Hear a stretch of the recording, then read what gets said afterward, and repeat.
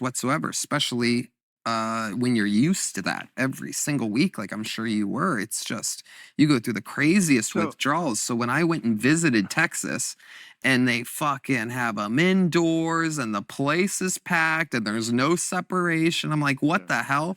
And I had the same experience going to Florida. In this video, comedian Tony Hinchcliffe joins Bill Maher on his Club Random podcast. Tony Hinchcliffe and Bill Maher discuss the problems with wokeness, but towards the end, Bill Maher starts to let his own wokeness creep in when Donald Trump's name comes up. With that, let's watch Tony Hinchcliffe shut down Bill Maher's TDS. Actorly community, because the actorly community, the actors in this town, I won't mention any names, and there are certain, I'm sure there are people who deviate, but generally, it is the epicenter of wokeness. And, you know, I love show people, but I always say, I'm in show business, I'm not really of it. There is a difference. Oh, yeah. And they just, you know, they're full on in, let's say. Oh, yeah. On everything. So if you deviate from there, it's hard to find your place at a dinner. You know, no one would invite you out. I mean, you know, the right-wing types, or even the Clint Eastwood, who was a Republican, but not that far right. I mean, because he's Clint Eastwood, you know, I'm sure people would still have him over, but there's just, I mean, they are just very clubby about the politics. Yeah. What I want to know is, does that pertain in the comedy world? Like, because you're a Trumper, I'm sure most of the comics are not. Is it, do they treat you differently? Are you in any way ostracized because of that? So here's what happened is I moved to Texas during the pandemic when they triple closed everything in California. And there was no indoor shows, and I went and did a show outdoors at the Magic Castle, performing to people in cars where the cars had to be 6 feet apart from one another. I swear to fucking God. The cars are going to give it to each other? Swear to fucking man, God. that was a terrible disease. Oh, Bill. And they gave people these clapper things, these little New Year's Eve noisemaker shaky things. I thought you honk your horn when you like it. I'm surprised they actually didn't think of that.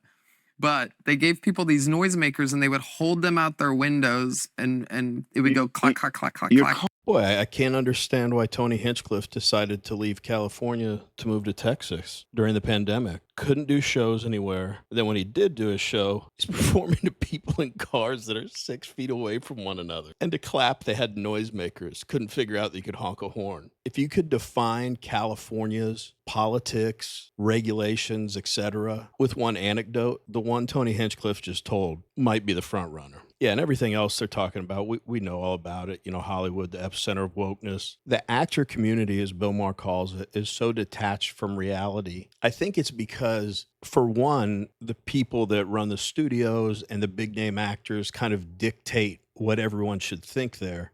Because if you don't think like those people, Bill is right, and I think we all are aware of this, you won't find work. He's talking about not being invited to dinner. You will not get jobs. You will be ostracized, and there are countless examples of that. But the ideology and the beliefs of the powerful in Hollywood, I think, trickled down to all the working actors and the people hoping to become an actor and everyone working in entertainment, because, again, they know if they dissent from those ideologies, they don't have a place in that town. So it's not just actors that get caught up in this. It's everybody in the entertainment business. Then that becomes that echo chamber that they all live in. And so now it's not just the rich celebrities out there that can't relate to average Americans. It's average Americans in California can't relate to all other average Americans. I think I've mentioned it 100 times, but I lived in Los Angeles. I know. I enjoyed my time there. I had some good friends. But I live in Florida now, and not in a million years would I ever move back to California, purely because of the taxes, the regulations, and how it's run. Anyway, let's get back to the video.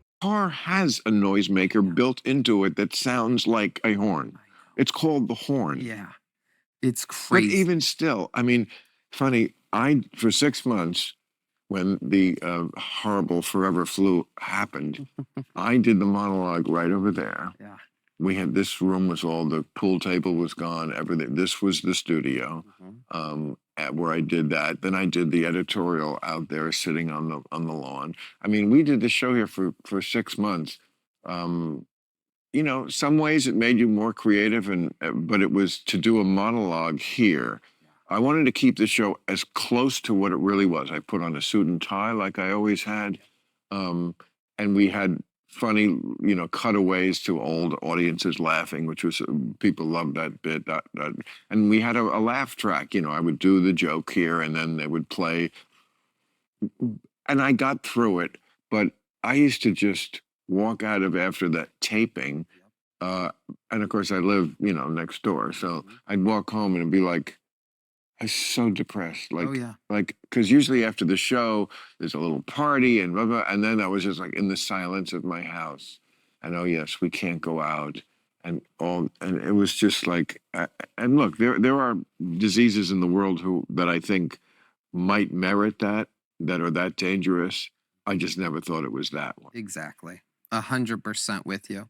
So not only was I doing these stupid outdoor shows, but just like you were saying, I'm the only person I think that I know that has a weekly live show in front of a live audience for 12 years, every single week. Right. So what we had to do, because I do a show where I pull a comedian's name out of the bucket. They do Yeah. a minute of stand up I and then know, I interview know, them. I see it.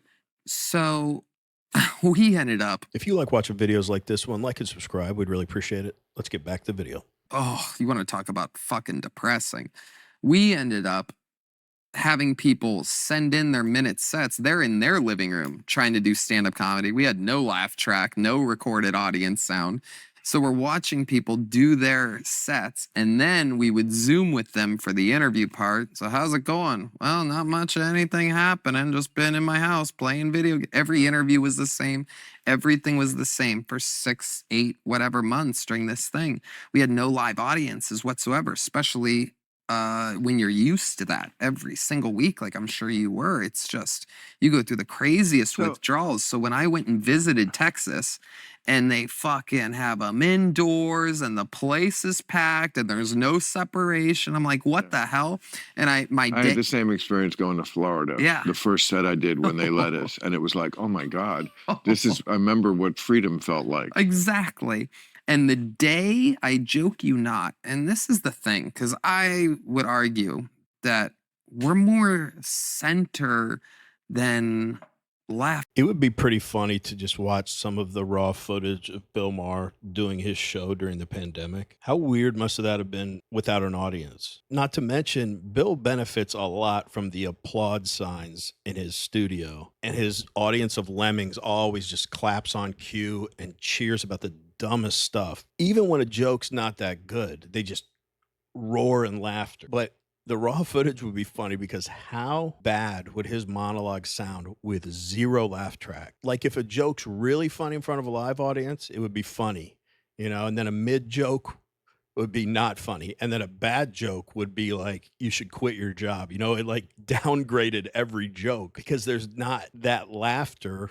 Whether we all want to admit it or not, it does kind of prompt us to laugh, and that's why it's there. But I bet those monologues, even though they're supposed to be funny, like I bet you don't laugh out loud during them, just kind of smirk. Like even at a good joke, I mentioned it, I live in Florida now, but what they describe like for an extended period of time in California, you know, being locked down, having nothing to talk about, just sitting around, where everything was fully shut down in Florida. I couldn't stand the pandemic, but it wasn't even close to as severe as California. Like pretty quickly after everything shut down, you could start grocery shopping. Then you could go to Walmart. I mean, you had access to things, and it took a while for, you know, bars and restaurants to open back up, but it was significantly before California. And I don't know that there was a difference in cases or deaths or however they measure things during the pandemic between Florida and California. At least not enough to justify shutting down the entire state. Anyway, let's wrap up the video. Left or right. I think you'd probably be shocked to know how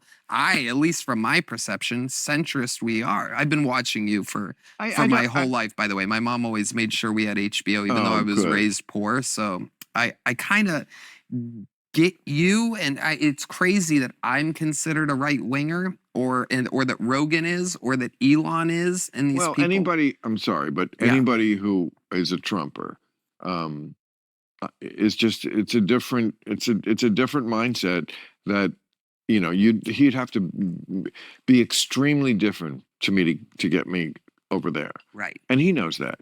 I mean, a lot of this stuff is just way too insane and too far out there. And again, talking about a third term, this stuff is just intolerable. I think he's goofing around when he talks. I think he knows how to joke a little That was bit. my editorial 2 weeks ago. Yeah. Like, once it starts out as a joke, Uh-huh.